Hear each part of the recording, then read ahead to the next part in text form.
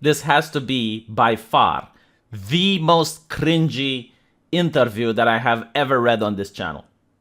It's very amusing, and part of the amusement is that I kind of agree with it, but probably for the wrong reasons. So the interview features Anthony Mackie being a little bit upset that he is being shipped with his co-star. So for those of you who are unaware what shipping is when the fans on various internet forums are creating fan art trying to put these two characters in a homosexual relationship. And the fan art can be writings, can be drawings, and the actor doesn't like it. We're going to see why he doesn't. But before that, I just want to read the most cringy thing that I have ever heard in my life, okay? So besides the fact that this is very childish, he considers the fact that he's playing a role as a promotion. I mean, can we do the grown-up talk? You know, like, you're not being promoted. You're an actor, you got hired to do a job, you're putting on a costume and you're pretending to be a superhero, right? Just, there's no promotion. You didn't go out there fighting crime and you got promoted from Falcon to Captain America. No. The mouse, thought you're a good pick for the role. That's what happened. But this is the most cringy thing, all right? Listen to this. So for him, the idea of being Captain America caused a fear. He was afraid, okay? A grown-ass man like this gentleman, was afraid of representing a country who doesn't represent you. You know, was something that's not only unfathomable, but hard to overcome. What does a country representing a person even mean? Like, what do you mean? Like, Romania doesn't represent me. You do understand this, okay? Like, it doesn't work that way. The only nation in the world that probably represents a person is a dictatorship. Like, I guess North Korea represents Kim Jong-un. Like, what on earth is this guy talking about? Like, America isn't representing him. And this is not, you know, coming from an impoverished person. This is not coming from, like, a homeless person. This is not coming from, like, a soldier that went to war, became a veteran, and now the system is ignoring. No, this is coming from a multi-million-dollar actor, which is given a huge platform, Variety. I mean, no other country in the world could have given him this amount of fame, besides the United States. I don't think, like, any other place in the world would allow him to be this famous and this rich just for acting. But, okay, you know, like, he doesn't feel that America represents him. And he goes with the Hollywood talking points. He says that his core essence, right? Like, his core identity isn't Anthony Mackie, the skilled actor who managed to work hard in order to get where he is. No, his core identity is that of black man, okay? Very generic identity, you know, very American, very Hollywoodian-like. But then he goes on and he says that he really loves comic books, okay? Like, he's the hello, fellow comic book readers, how are you type of thing, because when he put that mantle, he experienced 1,000 emotions in 1 minute. I mean, I would believe that to be the case if this was like his first acting gig. But no, like, this is a famous actor. He played other roles before. I don't buy the fact that he was so emotional, like being with his first virgin girlfriend for the first time when he put that costume, okay? It's just, like, very cringe. But whatever, you know, it sounds like a promotional talking point that Disney, made him speak. Fine. He then goes on and he says, the idea of being Captain America was something that I never fathomed, or because it was so far-fetched. I wanted to be in comic book movies so I could be the guy in Spider-Man that goes, it's Spider-Man. That was as far as my ambition could take me in that universe.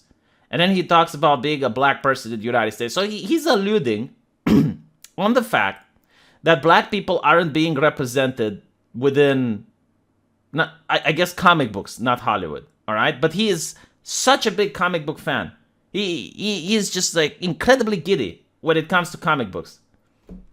Here's the problem with this. If you are a comic book fan, you would know that Blade is a superhero, which was on the big screen.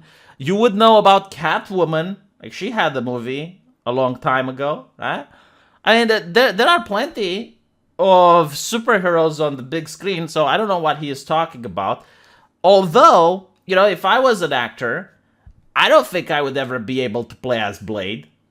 Pick up the mantle of Blade. I wonder why. I don't think I would be able to play Wonder Woman. I mean, I guess looking the part might have something to do with it. So yeah, I mean, I too, 20 years ago, would have found it unfathomable for this gentleman to play Captain America. I wouldn't have found it unfathomable for him to play Blade or to play a completely different superhero. No, that would have been fine. But yeah, I mean, okay, fine, you're playing Captain America, good for you. He then says something even more cringe. And this is like maximum cringiness. Like he's trying to go for the cringe hat trick, I guess. He says that there is nothing more masculine than being a superhero, flying around and beating people up. I'm like, okay, toxic masculinity aside, that is not what the essence of a superhero is, okay? A superhero, first of all, I don't even think like superheroes need to be masculine, because you can have Wonder Woman as a superhero. You can have Sailor Moon, Tsukina Usagi. Tsukina Usagi and Superman have something in common. Do you know what that is? Okay? They're different superheroes. Tsukina Usagi, just like Superman, places herself between the innocent and the evil monsters. Alright? Like that's...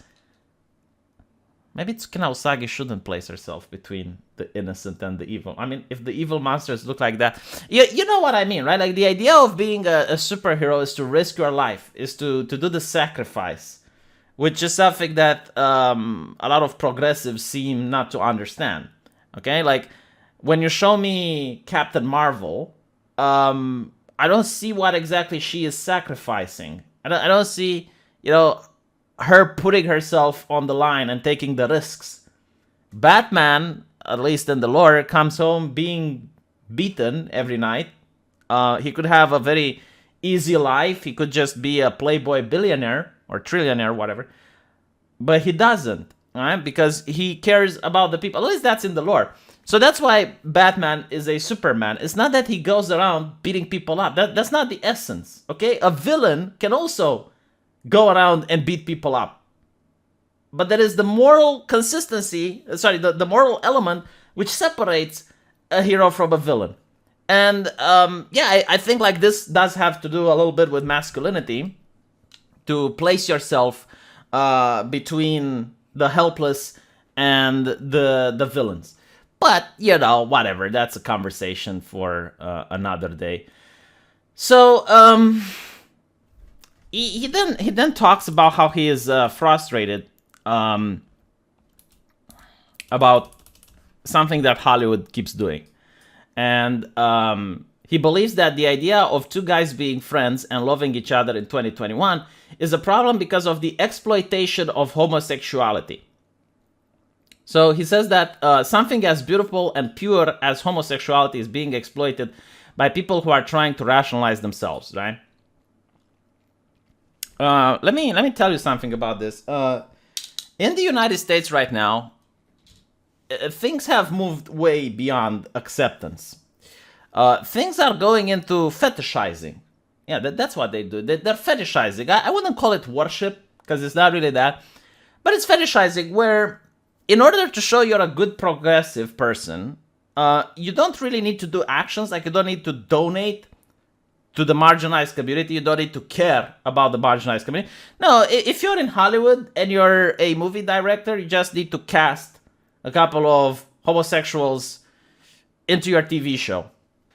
And that's it. You've done your job for that day. It's like, okay, homosexuality promoted, homophobia BTFO, right? Like, that's the mentality. That's the mindset.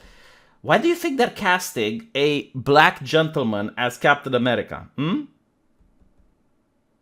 Because they don't want to take risks. That's why. They don't want to create a new superhero. I mean, you could have played Black Panther, which is already an insanely popular superhero, I guess. You know, some a superhero on the big screen that's, I would consider, just as popular as Captain America if the ratings are to go by.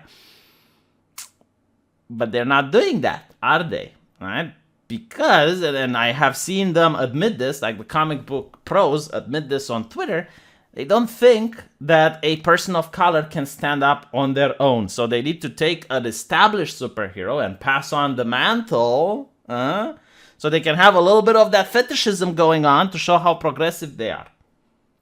Right? So that's why you got the role.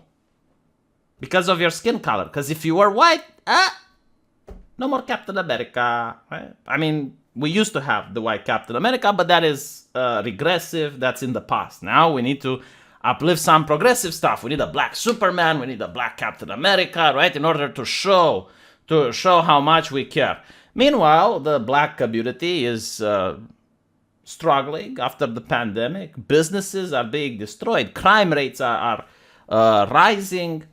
Unemployment is becoming at an all-time high. Inflation. But hey, you get to play as Captain America. So there you go. You know, America more progressive now. What can I say? Brilliant interview. Thumbs up. Why is this microphone getting in the way? Anyway, right.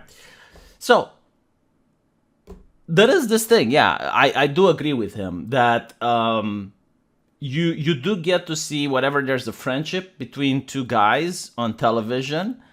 A big chunk of the fandom is going to try to push for those two individuals to become homosexuals. And I don't know why. I mean, it's getting out of hand, especially in Supernatural, where you have like Sam and Dean Winchester, which are brothers. And yet you have on various forums, various fans fantasizing a little bit of incest. Meh. But again, these are the fans, right? So these are the people putting food on your table. Do you have a right to criticize them? I don't think so, you know? But whatever, you know. Let me know what you guys think, and I'll see you in the comment section. Take care.